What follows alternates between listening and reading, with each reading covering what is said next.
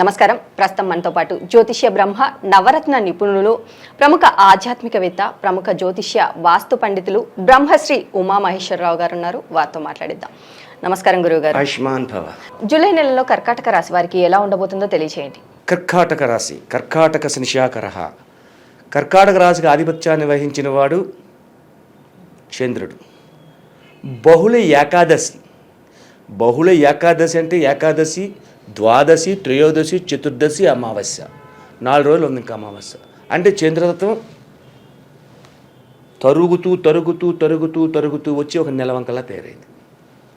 అంటే పూర్ణతత్వం లేదు, క్షీణతత్వంలో ఉంది.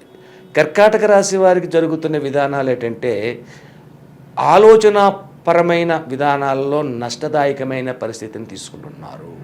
అంటే ఆలోచన సరిగ్గా చేయలేరు వీళ్ళు. వీళ్ళు ఆలోచన చేసింది వేరు, జరిగేది వేరు అన్నట్టుగా ఉంటుంది. అందులోని కర్కాటక రాశిలో ఉన్న గ్రహం ఎవరున్నారు? బుధుడు ఉన్నాడు. బుధుని మీద ఏ గ్రహ దృష్టి ఉంది? రాహుగ్రహ దృష్టి ఉంది. బుధుడు మీద రాహుగ్రహ దృష్టి పడి ఉన్నందువల్ల కర్కాటక రాశికి బుధుడు మిత్రుడా శత్రువా? చంద్రుడు బుధుడిని ఎప్పుడు మిత్రుడిగా చూస్తాడు, బుధుడు ఎప్పుడు చంద్రుణ్ణి శత్రువుగా చూస్తాడు.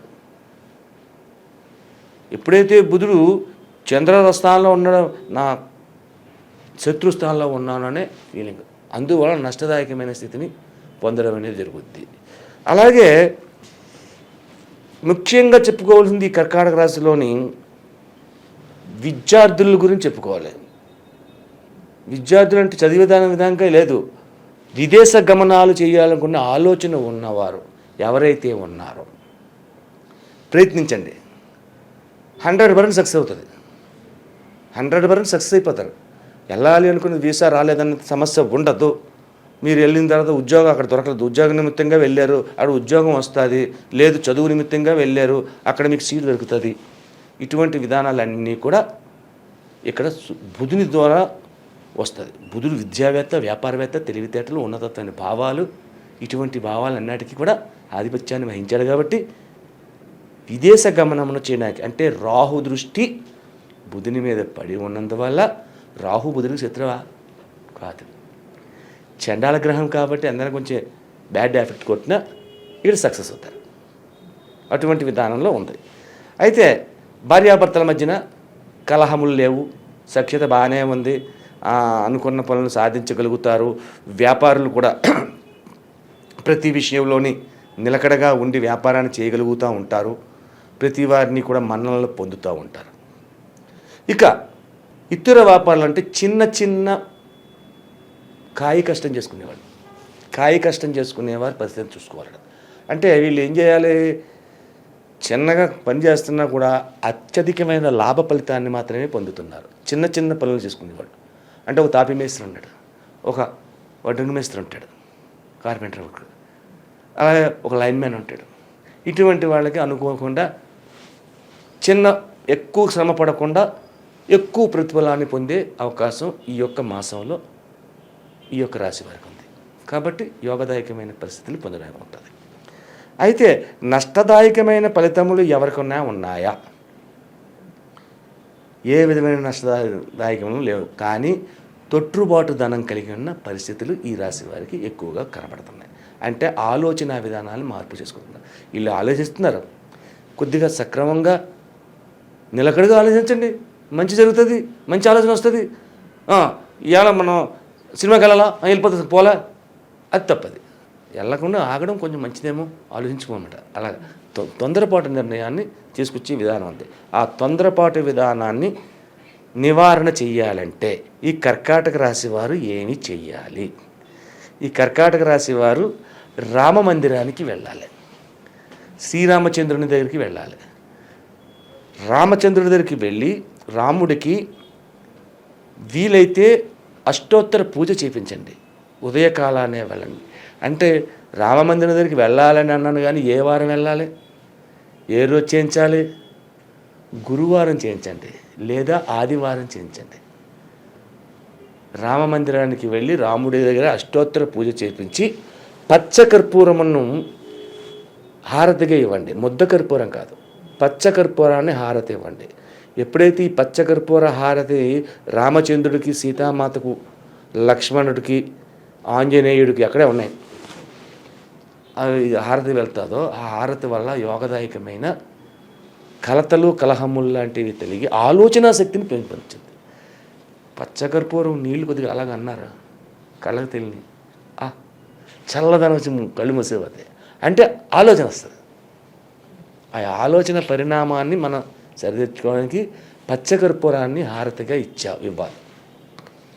అలా చేస్తే అంటే ఒక గురువారం నాడు కానీ ఆదివారం కానీ వెళ్ళమన్నాను, లేదండి 2 వారాలు వెళ్తాం, ఇంకా మంచిది.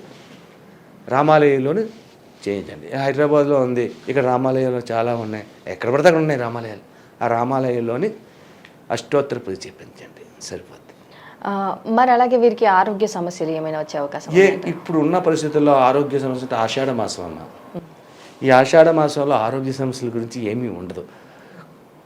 ఎవరు పనులు వాళ్ళు ఉన్నారు, పంటల సమయం ఇది. నువ్వు నేను సిటీలో ఉన్నాం కాబట్టి మనకు తెలియదు.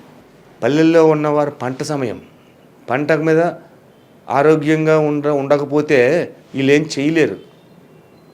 ముందుగా వెళ్ళాలి, పంటను చూసుకోవాలి, పంటను పరిరక్షించాలి, సంవత్సరం కొడుకిన తిండి రావాలి. కాబట్టి అనారోగ్యమైన స్థితిగతులు ఈ రాశి వారికి ఇప్పుడు ఉండదు. ఏ రాశి వారికి ఉండదు ఈ నెలలో. పొలిటీషియన్స్కి ఎలా ఉందంటారు మరి రాజకీయ పరంగా? రాజకీయ పరంగా చూసుకుంటే ఆలోచన విధానాలు ఎలా ఉంటున్నాయంటే వీళ్ళవి ఇందాక ముందు మనం మిథున రాశిలో చెప్పుకున్నాం, అదే విధంగా ఉంటుంది ఈ రాశిలో. ఈ రాశికి కూడా మిథున రాశిలో అంటే ఆచితూచి మాట్లాడుకునే పరిస్థితులు ఉంటాయి. ఎదుటివాడిని మోసకారితనంగా చెయ్యాలి అనుకుంటే వీళ్ళే మోసపోయే పరిస్థితి వస్తుంటుంది. అందుకని పొలిటికల్గా ఆలోచించుకునేటప్పుడు తగు నిర్ణయంగా ఆలోచించాలి. మరి అలాగే కోర్టు సమస్యలతో బాధపడుతున్న వాళ్ళు, ఆషాఢ మాసంలో కోర్టు సమస్యలు ఏది కూడా నీకు ఎదరికి రాదు. ఎందుకంటే సెలవు దినములు ఎక్కువ ఉన్నాయి, కోర్టుకి సెలవు దినాలు ఎక్కువ ఉన్నాయి. అంటే వాయిదాలు పడతాయి తప్ప పరిష్కారానికి రావు. ఆషాఢం వెళ్ళిన తర్వాత శ్రావణం వచ్చిందనుకోండి, అప్పుడు అంటే ఆగస్టు నెల వచ్చిందనుకోండి, అప్పుడు ఏమవుతుంది, పని దినాలు పెరిగిపోతున్నాయి. ఇక్కడ పని దినాలు లేవు కదా, కోర్టు విషయం గురించి ఇబ్బంది పడట్లేదు. మరి ఈ రాశి వారికి వివాహం కాని వారికి అంటే ఆషాఢ మాసం అంటారేమో మీరు? ఆషాఢ మాసం అంటలేదు, అసలు ముహూర్తాలే లేవు. అంటే మాట్లాడుకోవడం కానీ మాట్లాడుకోవచ్చు. ఆషాఢ మాసంలో కానీ, శుక్రమూఢము కానీ, గురుమూఢములో కానీ వివాహాల గురించి తర్జన భజన చేసుకోవచ్చు, పెండ్లి చూపులకి వెళ్ళచ్చు, మాట్లాడుకోవచ్చు. ముహూర్తాలు అయితే లేవు. ముహూర్తాలు లేవండి అంటే ఎవరికి లేవు? హిందువులకు లేదు, ముస్లిమ్స్కి ముహూర్తం ఉంది, క్రిస్టియన్స్కి ముహూర్తం ఉంది. ఇలా వాళ్ళకు ముహూర్తాల సమస్య కాదు కాబట్టి వాళ్ళ జరుగుతాయి. మరి వీరికి గృహయోగం కానీ వాహన యోగం కానీ ఉందంటారా? నీకు గృహయోగము, కళ్యాణ యోగం అంటే ముహూర్త విధానాన్ని బట్టే వస్తుంది. వాహన యోగం, వాహనం కొన్న పెద్ద సమస్య ఉంది.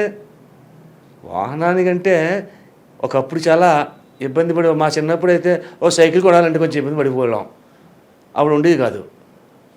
ఇప్పుడు వాహనం కొనాలి అంటే సమస్య ఉంది. 2 లక్షలు పట్టుకుని వెళ్ళిపోయి షోరూంలో కారు తీసి 2 లక్షలు కట్టి ఉన్నది ఈఎంఐకి తీసుకొచ్చేస్తే వెంటనే కారు తీసుకొచ్చేస్తున్నారు.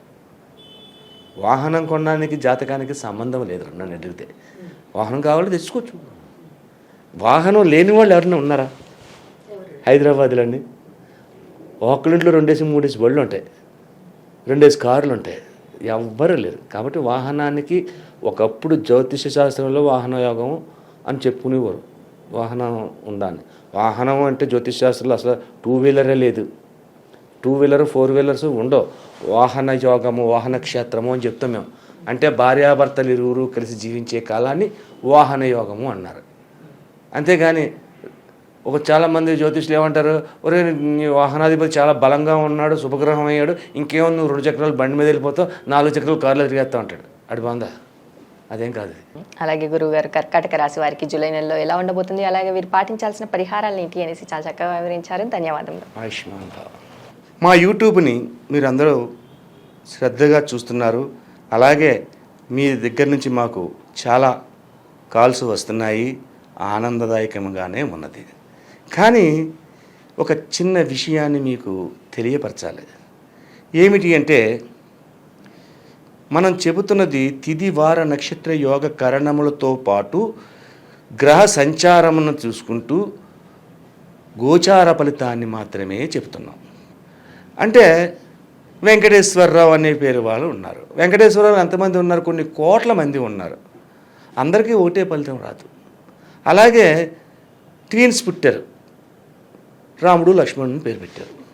వాళ్ళిద్దరి జాతకం ఒక రకంగా ఉండదు, రకరకాలుగా మారిపోద్ది. అలాగే మనం చెప్తున్నది గోచార ఫలితంలో చెప్తున్నాం కాబట్టి 100% మీ జాతకం కాదు.